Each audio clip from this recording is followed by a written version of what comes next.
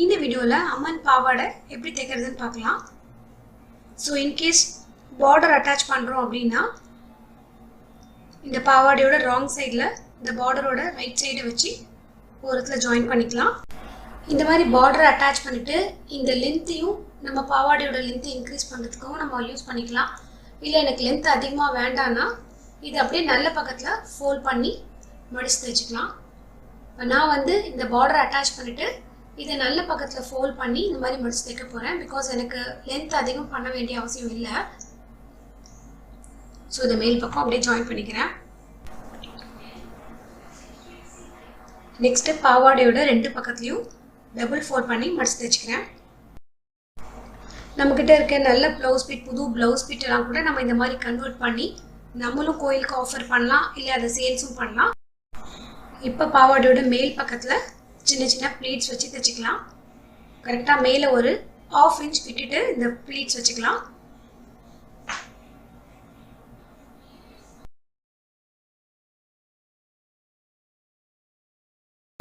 நம்ம மேலே தைச்ச ப்ளீட் கரெக்டாக 1/2 இன்ச்சில் இருக்குது.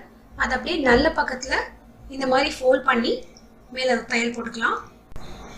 பாவாடையில் பிசுறு எதுவும் வராமல் இருக்கிறதுக்காக நம்ம இந்த மாதிரி தைக்கிறோம்.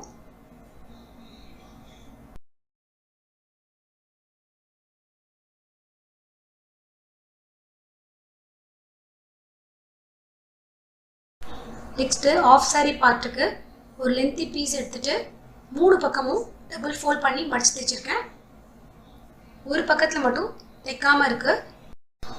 அதை வந்து பாவாடையோட சென்டரில் மார்க் பண்ணியிருக்கேன். அந்த இடத்துல இதோட சென்டரும் மேட்ச் பண்ணுற மாதிரி வச்சுட்டு ஜாயின் பண்ணிக்கலாம். இப்படி ஜாயின் பண்ணும்போது பாவாடையோட நல்ல பக்கமும் இந்த பீஸோட நல்ல பக்கமும் ஒன்று பார்த்த மாதிரி நம்ம வச்சுட்டு தைக்கிறோம். ஃபைனலாக இதோட மேட்சிங் கலர்லேயே நாடா ரெடி பண்ணிக்கிறேன். நல்லா ஒரு 3/4 இன்ச்லேருந்து 1 இன்ச்சுக்கு பட்டையாக இருக்கிற மாதிரி நாடா ரெடி பண்ணிக்கலாம்.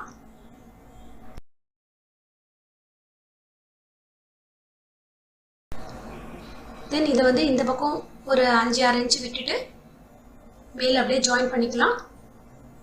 இப்போ இந்த பல்லுவை வந்து மேல் பக்கமாக தூக்கிட்டு அப்படியே இதில் அட்டாச் பண்ணிக்கலாம்.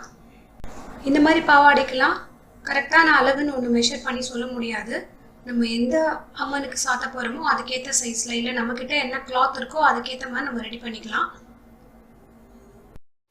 இந்த நாடா நல்ல பட்டையாக இருக்கிறதுனால மேல் பக்கம் தைச்சிட்டு அப்படியே கீழ் பக்கமும் ஃபுல்லாக ஸ்டிச் பண்ணிடலாம். இந்த வீடியோ உங்களுக்கு ரொம்ப யூஸ்ஃபுல்லாக இருக்கும்னு நினைக்கிறேன். Thanks for your love and support.